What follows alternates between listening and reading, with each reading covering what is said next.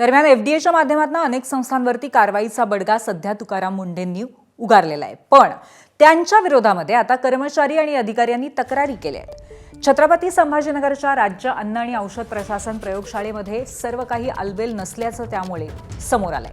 प्रयोगशाळेचे सहसंचालक तुकाराम मुंढे यांच्या कार्यपद्धतीवरती तब्बल 29 अधिकारी आणि कर्मचाऱ्यांनी आक्षेप घेतलाय। खात्याचे मंत्री नरहरी झिरवाळ यांच्याकडे तशी तक्रारही करण्यात आली आहे। 15 जुलैला या संदर्भामध्ये निवेदन पाठवण्यात आलंय।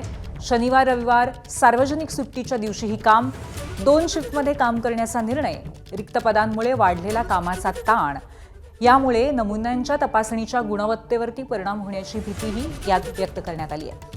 विशेष म्हणजे या तक्रार पत्रावरती अधिकारी आणि कर्मचाऱ्यांच्या सह्याही आहेत।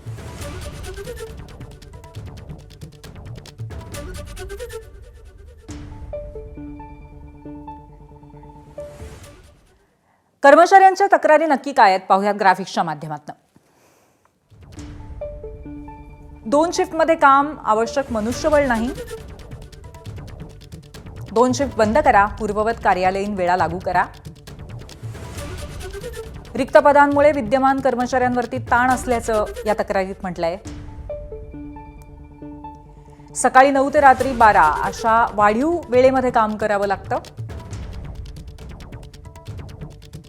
शनिवार रविवार सुट्टी नाही, सार्वजनिक सुट्ट्याही नाकारल्या जात आहेत। वाढलेल्या कामाच्या तुलनेत अतिरिक्त कर्मचारी, तांत्रिक सहाय्यक आणि संसाधनं नाहीत। प्रलंबित नमुन्यांचा निपटारा करण्याची घाई, विश्लेषणाच्या गुणवत्तेवरती परिणाम, भारतीय आंतरराष्ट्रीय मानकांनुसार तपासणीसाठी वेळ दिला जात नाहीये अशीही यात तक्रार आहे। एका विश्लेषकाच्या क्षमतेहून अधिक नमुने तपासण्याचा दबाव, अतिरिक्त कामासाठी योग्य भत्ते आणि सुविधा द्या अशा पद्धतीची मागणीही करण्यात आली आहे। सतत बदलणारे आदेश, कार्यालयीन वेळांमुळे संभ्रम अशा अनेक तक्रारी यामध्ये करण्यात आलेल्या आहेत।